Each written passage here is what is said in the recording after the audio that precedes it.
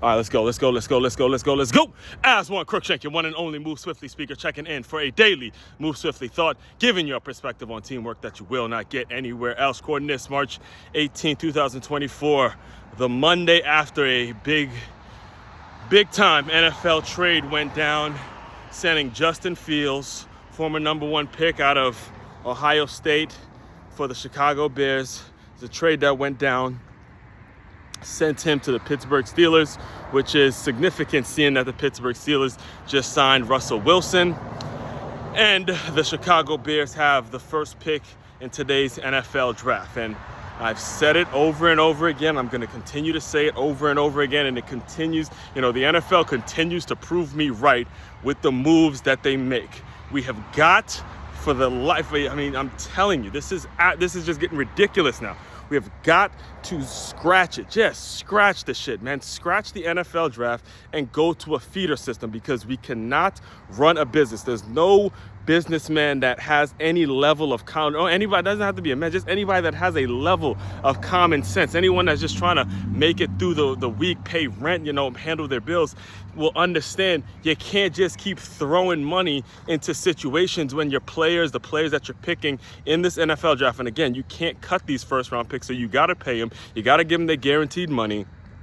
And there's no way you can stay in business when you're just spending money on guys that you don't feel are panning out, or, the situation is not well for them, or the situation isn't conducive for them to be successful, the whole nine, to the point now where, again, DMV guy. I am a DMV guy. I want to see Caleb Williams become the best quarterback in the history of the National Football League. All right. But the bottom line is, we should not even, at this current juncture, at the stage of me recording this, we should not even be comparing Caleb Williams and Justin Fields. You know why? Because Justin Fields for the past 5 years has been playing against NFL talent. And when you click on the film, you're watching him against other NFL guys, the top 1%, the 1% that makes it to the National Football League. You're watching Justin Fields participate and compete against that type of talent.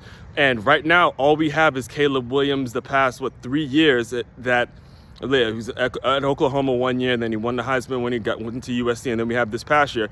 All we have is film of him playing against other college students. Again, I want to see him be successful just as bad as anybody out there, but I'm realistic in understanding, hey, look, we shouldn't be comparing a guy who only has college film versus a guy who has National Football League film against the National Football League. It just shouldn't be a comparison. Not to say that he won't become better than Justin Fields, but at the end of the day, it's yet to be proven, which means that essentially what's going to happen is you're going to be paying someone based on the potential, and you're not going to give him the time to develop. You're not going to give him the time to develop. And I was actually having this conversation yesterday. I wouldn't even be mad. I would not even be mad one bit if Caleb Williams' father came out and pulled an Archie Manning and said, look, he ain't going to Chicago. Don't pick him. He's not going to Chicago. I'm looking at your history. I'm looking at the way you kind of just dismiss Justin Fields. I'm looking at what you guys do with quarterbacks. I'm looking at the offensive line. I'm looking at the O coordinator, the history. I'm looking at all the lack of professional development, whatever it is. If I'm Caleb Williams' dad,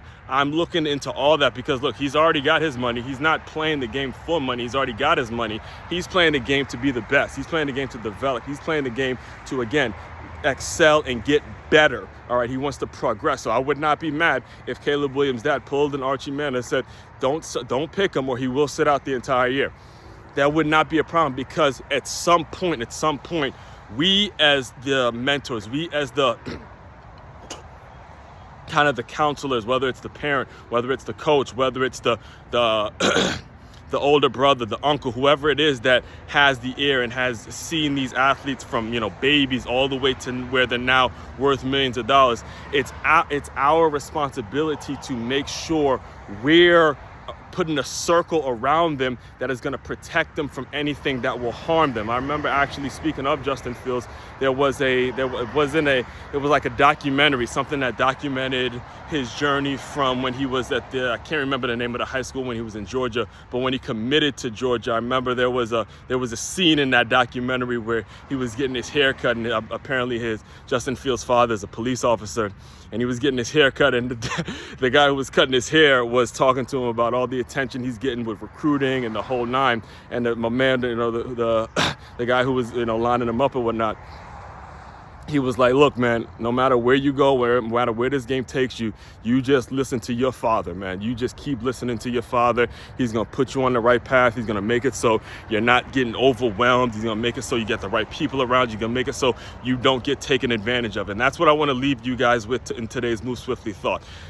This game of football, more specifically talking football and basketball, men's college basketball, the two sports that are bringing in the most revenue, you can easily lose yourself in this game. You can easily lose yourself because it has become a full-blown business. It's become a business from the moment we as older folks, coaches and things like that, the minute we start seeing talent, it becomes a business. And it's your job. You have got to make sure you're putting the right people around you. Got to make sure the circle is tight and that you keep your young kids from getting swallowed up in this world and making some really, really bad decisions, all right? That's the important thing, because what the business of the world is, we're just seeing the reality of this business is they'll trade you, they'll waive you, they'll love you 1 second, 2 seconds later, they'll trade you and send you off wherever.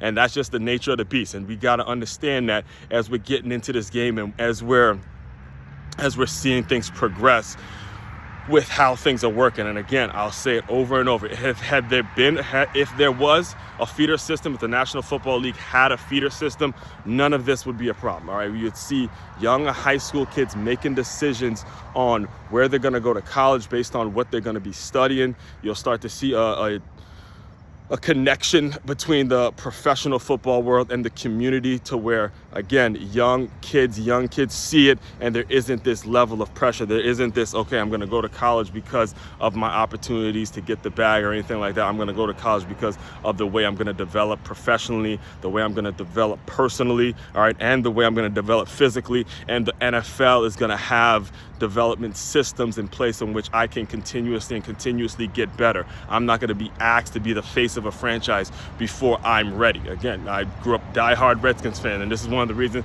I still to this day can't even watch the draft because of RG3. Everything that RG3 has laid out, can't even watch the shit anymore. I mean, from RG3 to Kirk Cousins, again, I can't do it with the NFL draft. Please, NFL, dear NFL, whoever's listening to this from the NFL is involved and has the ability to make these decisions, just go to a feeder system and solve so many of the problems that we're going to see. I mean, so much of the money that you're spending on players that are just, again, not ready to develop. You got to get to a feeder system, all right? I know. You regular listeners are like, man, this feeder system has to happen. I know. I talk a lot about it because it's important, man. It's a game I love, all right? Main website to check out to dive deeper into all my work, MakeYaMove.com. That's MakeYaMove.com. One-stop shop for all your teamwork and your self-development needs. As one Crookshank, your one and only Move Swiftly speaker, checking out.